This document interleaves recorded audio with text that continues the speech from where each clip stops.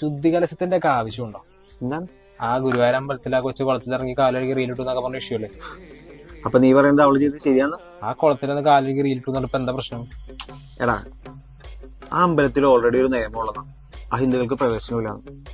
നമ്മുടെ സാക്ഷാൽ ദാസേട്ടനെ വരെ അവര് കേട്ടിട്ടില്ല ഇതുവരെ. ശരി, അവള് ചെയ്ത് തെറ്റാണ്, അവളുടെ കയ്യിൽ കേസ് എടുത്തോട്ടെ, അല്ലെങ്കിൽ എന്തെങ്കിലും ഫൈൻ അടിച്ചിട്ടോട്ടെ. അല്ലാണ്ട് ഇന്നത്തെ കാലത്ത് ഈ ശുദ്ധി കലശം എന്നൊക്കെ പറഞ്ഞാൽ അത് ഇച്ചിരി ഓവറല്ലേ?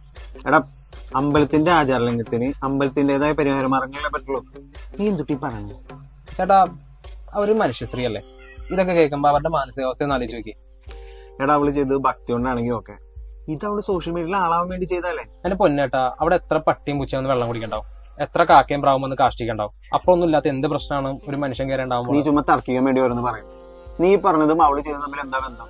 എടാ, ഇത് പഞ്ചായത്തുകളൊന്നും അല്ല എല്ലാവർക്കും ചെന്ന് കയറാനായിട്ട്. മോനെ, എല്ലാ മതങ്ങൾക്കും അതിന്റേതായ ആചാരങ്ങളും വിശ്വാസങ്ങളും ഉണ്ട്. അതിനെ റെസ്പെക്ട് ചെയ്താൽ തീരാവുന്ന പ്രശ്നങ്ങളുള്ളൂ ഇവിടെ. ചേട്ടനിത് ഏത് കാലത്ത് ജീവിക്കണം? ചേട്ടൻ ഈ പോസ്റ്റിന്റെ ഒക്കെ കമന്റ് സെക്ഷൻ ഒന്ന് വായിച്ചു നോക്കി, അപ്പൊ മനസ്സിലാവും. എടാ, ഈ കമന്റിൽ വന്ന് കുറയ്ക്കണമാരുടെ കാര്യം നീ വിട്ട്.